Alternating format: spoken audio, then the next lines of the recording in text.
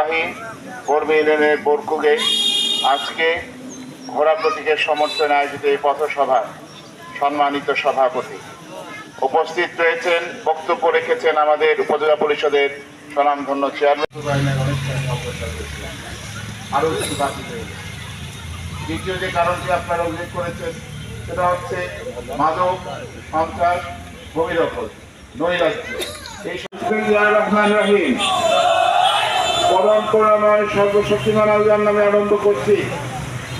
ঐতিহ্যবাহী কাউরাজি ইউনিয়নের আজকে রেলগেট সংলগ্ন আল্লাহর মুখে সংকলন প্রদান করে বক্তব্য রেখেছেন আপনাদের ইউনিয়ন পরিষদের বারবার নির্বাচিত চেয়ারম্যান জনাব আব্দুল আজিজ সাহেব।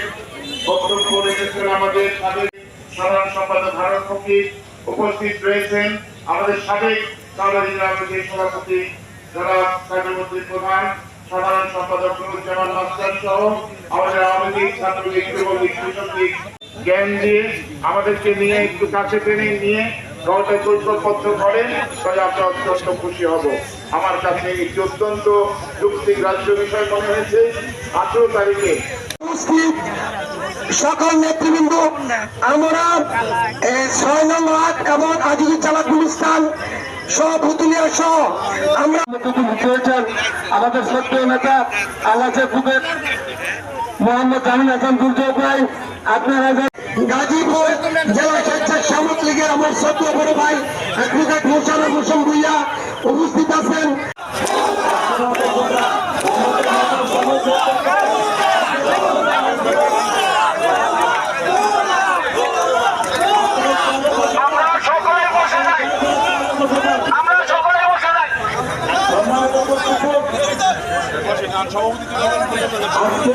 অনুষ্ঠানে সভাপতিত্ব করবেন